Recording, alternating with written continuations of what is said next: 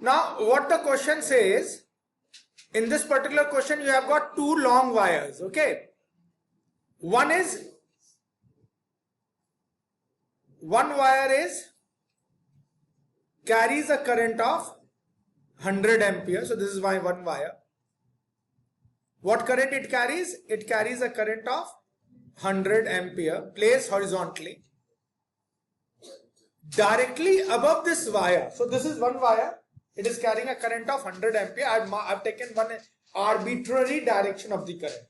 As the question never says in what direction the current flows. So I have considered it arbitrarily on my own.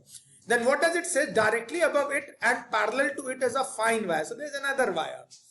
Now I have got another wire which is being placed just above it. This is another wire. It says fine wire, तो पतला सा तार ले लिया. Above it and parallel to it. तो above it और parallel to it है तो थोड़ा लंबा चौड़ा बना दे भाई, इसी के parallel ये ऐसे.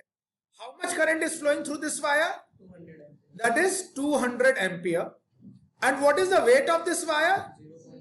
A very small weight and weighs 0.05 Newton per meter. Here they are not giving us the weight. What they have given us? Weight density, not the force. अरे वेट की यूनिट क्या होती है? Newton, kgf.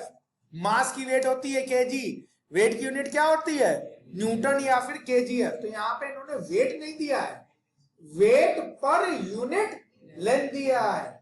मैंने densities के बारे में बार बार बताया, कई तरह की डेंसिटी होती है. मास डेंसिटी, अब यहाँ पे टर्न डेंसिटी पढ़ा तुमने, चार्ज डेंसिटी पढ़ा, करंट डेंसिटी पढ़ा. अब यहाँ पे नया एक टर्म ले आई है, वेट डेंसिटी. वेट डेंसिटी से घबराना नहीं है. वेट डेंसिटी मतलब क्या होगा? वेट. और वेट को कैसे लिखते हो? mg. फॉर्मूला वेट का mg. और पर यूनिट लेंथ तो mg बाई एल. तो उसका टर्म को एक्सप्रेशन बनाने में सीखना आता है. अब इस वेट का, ये वेट ऐसा, ये ऑब्जेक्ट ऐसे रखा हुआ है. Mark the direction of weight over here. In what direction the weight is acting on this wire? This is acting vertically downward. Okay. So as we know, what you know? Force between two parallel wires is given by, मिल गया सबको formula? क्या था force per unit length का? Mu naught I1 I2 upon 2 पाई D. ये force per unit length था.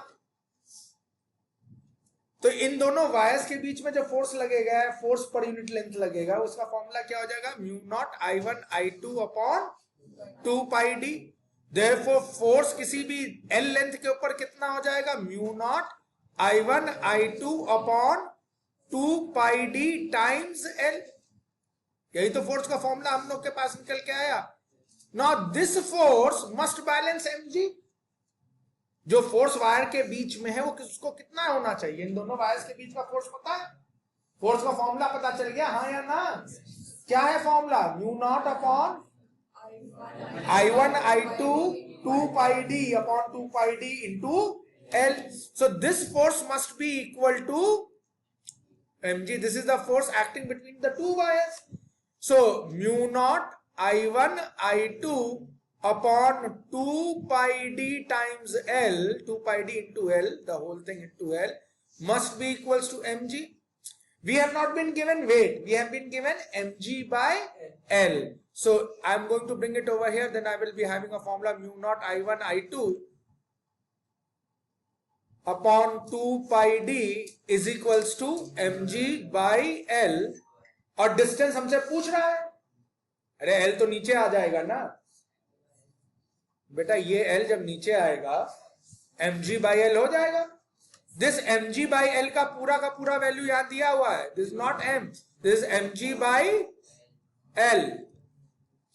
और distance पूछा तो डिस्टेंस के लिए फॉर्मूला फ्रेम कर लो. तो d is equals to mu naught I1 I2 times L upon 2 pi mg. Substitute करो. म्यू नॉट की वैल्यू कितनी थी? 4 pi into 10 raise to the power of -7. I1 कितना दे रखा है? एक I1 200 दिया था, एक I2 100 दिया था, और लेंथ कितना था? अच्छा, mg/l की वैल्यू ये दे रखी है पूरी की पूरी, उसको सब्स्टिट्यूट कर देंगे 2 पाई, और mg/l की वैल्यू कितनी दे रखी थी? 0.05। जरा सा सॉल्व कर लो इसको, मुझे आंसर बता दो। और d is equals to, please solve it out. On solving we get 8 into 10 to the power of -2 centimeter, sorry, meter, or simply 8 centimeter. Is this okay?